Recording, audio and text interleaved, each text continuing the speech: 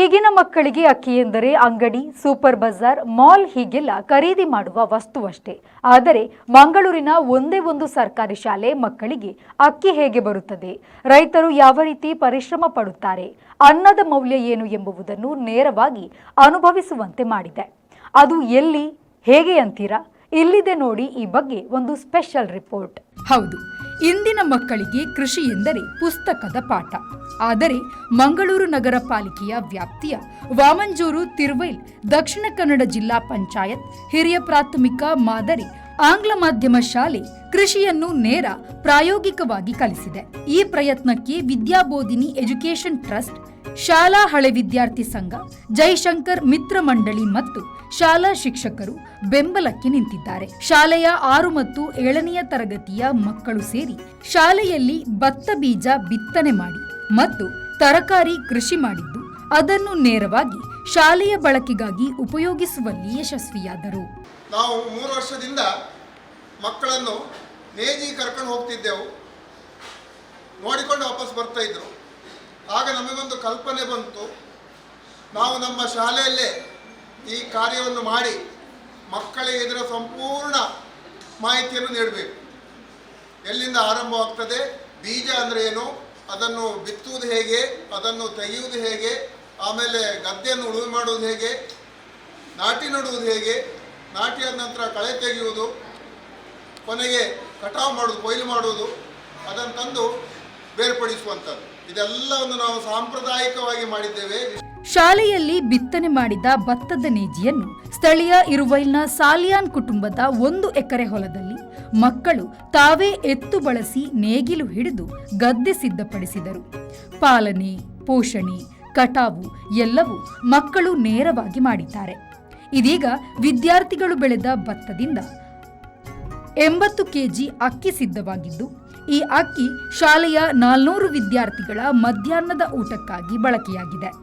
ನನಗೆ ನಮ್ಮ ಈ ಕಲಿತ ಶಾಲೆಯಲ್ಲಿ ನಾವೇ ಮಾಡಿದ ನಮ್ಮ ಮಕ್ಕಳು ಬೀಜ ಬಿತ್ತಿ ಅದರಿಂದ ಬೆಳೆ ತೆಗೆದು ಮಾಡಿದಂತಹ ಒಂದು ಅನ್ನದಿಂದ, ಭತ್ತದಿಂದ, ಅಕ್ಕಿಯಿಂದ ಅನ್ನ ಮಾಡಿ ತಿನ್ನುವಂತಹ ಯೋಗ ನಮಗೆ ಇವತ್ತು ಸಿಕ್ಕಿದೆ. ಇದನ್ನು ಎಣಿಸುವಾಗ ತುಂಬ ಖುಷಿ ಆಗ್ತಾ ಉಂಟು. ಶಾಲೆಯಲ್ಲಿ ವರ್ಷಂಪ್ರತಿ ಗದ್ದೆಗೆ ಹೋಗಿ ಕಾರ್ಯಕ್ರಮ ಮಾಡುವುದು ಎಲ್ಲೆಡೆ ನಡೆದು ಹೋಗುವ ಕೆಲಸ. ಆದರೆ ತಾವೇ ಬೆಳೆದು ತಾವೇ ಅಳವಡಿಸಿಕೊಂಡ ಅನ್ನ ಮತ್ತು ತರಕಾರಿ ಮಕ್ಕಳಲ್ಲಿ ರೈತನ ಗೌರವ ಮತ್ತು ಅನ್ನದ ಮೌಲ್ಯವನ್ನು ಅರಿಯುವಂತೆ ಮಾಡಿದೆ ಎಂದು ಈ ಯೋಜನೆ ರೂಪಿಸಿದ ಶಾಲೆಯ ಹಳೆ ವಿದ್ಯಾರ್ಥಿ ರಘು ಸಾಲ್ಯಾನ್ ಹೇಳುತ್ತಾರೆ. ಎಲ್ಲರೂ ಸೇರಿ ನಾವು ಒಗ್ಗಟ್ಟಿನಿಂದ ಒಂದು ಒಳ್ಳೆಯ ಯೋಜನೆಯನ್ನು ಹಾಕಿದ್ದೇವೆ. ಸಾಧಾರಣ 3 ತಿಂಗಳ ಮುಂಚೆ ನಾಟಿ ಇಲ್ಲೇ ಶಾಲೆಯ ಅಂಗಳದಲ್ಲಿ ಸಾಧಾರಣ ಭತ್ತವನ್ನು ಇಲ್ಲಿ ಬಿತ್ತಿ ಅದರಲ್ಲಿ ನೇಜಿ ತಯಾರಿಸಿ ಮಕ್ಕಳಿಂದಲೇ ಅದನ್ನು ಮಾಡಿಸಿ, ಮಕ್ಕಳಿಂದಲೇ ಅದನ್ನು ಸೀದಾ ಇಲ್ಲಿಂದ ತೆಗೆದು ಗದ್ದೆಗೆ ಕೊಂಡೋಗಿ ಗದ್ದೆಯನ್ನು ಹದ ಮಾಡಿದ್ದಂತ ಹೇಳಿದರೆ ಕೋಣದಿಂದ ನಂತರ ಟಿಲ್ಲರ್ ತಂದು ಕೋಣದಿಂದ ಮಕ್ಕಳಿಗೆ ಯಾವುದರಲ್ಲಿ ಮೊದಲು ಗದ್ದೆ ಉಳಿತಿದ್ರು ಅಂತೇಳಿ ತೋರಿಸಬೇಕಿತ್ತು.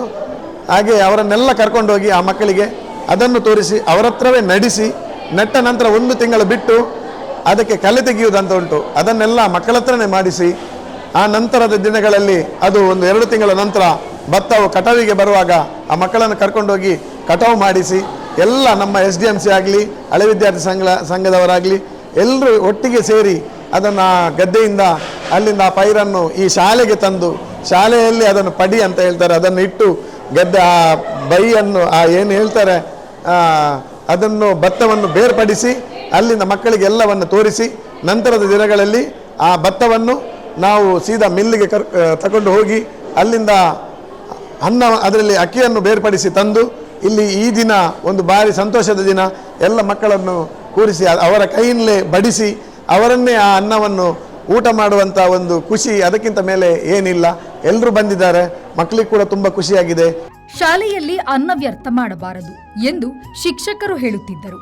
ಈ 4-5 ತಿಂಗಳಲ್ಲಿ ತಾವೇ ಅನುಭವಿಸಿದ ರೈತರ ಪರಿಶ್ರಮ ಮಕ್ಕಳಲ್ಲಿ ಅನ್ನದ ಬೆಲೆ, ರೈತನ ಮೌಲ್ಯಕ್ಕೆ ಹೊಸ ಅರ್ಥ ತುಂಬಿದ್ದು ಯಾವುದೇ ಖಾಸಗಿ ಶಾಲೆಗಳಲ್ಲೂ ಸಿಗದ ಅನುಭವ ಈ ಸರ್ಕಾರಿ ಶಾಲೆ ನಮಗೆ ನೀಡಿದೆ. ಇದು ನಮಗೆ ಹೆಮ್ಮೆ ಎನ್ನುತ್ತಾರೆ 7ನೇ ತರಗತಿಯ ವಿದ್ಯಾರ್ಥಿ ಮೊಹಮ್ಮದ್ ಸವಾದ್. ಟೀಚರ್ನವರೆಲ್ಲ ಹೇಳ್ತಿದ್ರು ಪಾಠದಲ್ಲಿ ಎಲ್ಲ ಅನ್ನವನ್ನು ಹಾಗೆ ಮಾಡ್ತಾರೆ ಹೀಗೆ ಮಾಡ್ತಾರೆ ಅಂದ್ರೆ ಅದು ನಮಗೆ ತಲೆಗೆ ಹೋಗ್ತಿತ್ತು. ಆದರೆ ಅದನ್ನು ಹೀಗೆ ಮಾಡಿ ತೋರಿಸುವುದೆಲ್ಲ ನಮಗೆ ಇದು ಮಾಡ್ತಿರಲಿಲ್ಲ. ಆದರೆ ನಮಗೆ ರಘು ಸರ್ ಮತ್ತು ಅವರು STMC ಅವರೆಲ್ಲ ಸೇರಿ ನಮಗೆ ಇಲ್ಲಿ ಹತ್ತಿರದ್ದು ರಘು ಸರ್ ಖಂಡದಲ್ಲಿ ನಮಗೆ ಅದನ್ನು ಉಳುಮೆ ಮಾಡಿ ಕಟಾವು ಮಾಡಿ ಎಂತೆಲ್ಲ ಉಂಟು ಅದನ್ನೆಲ್ಲ ತೋರಿಸಿ ನಮಗೆ ಅದನ್ನು ತೋರಿಸಿ ಹೇಳಿಕೊಟ್ಟಿದ್ದಾರೆ. ಒಟ್ಟಿನಲ್ಲಿ ಮಕ್ಕಳಿಗೆ ಪುಸ್ತಕದ ಪಾಠವಷ್ಟೇ ಸಾಲದು, ಬದುಕಿನ ಪಾಠವೂ ಅಗತ್ಯ. ಭತ್ತದ ಬೀಜದಿಂದ ಅನ್ನದ ತಟ್ಟೆಯವರೆಗಿನ ಪ್ರಯಾಣ ಈ ವಿದ್ಯಾರ್ಥಿಗಳು ಸ್ವತಃ ಅನುಭವಿಸಿದರೆ ರೈತರ ಪರಿಶ್ರಮವನ್ನು ಗೌರವಿಸುವ ಹೊಸ ಪೀಳಿಗೆ ರೂಪುಗೊಳ್ಳುವುದು ಖಚಿತ. ಶರತ್ ಸಾಲ್ಯಾನ್, V4 ನ್ಯೂಸ್, ಮಂಗಳೂರು.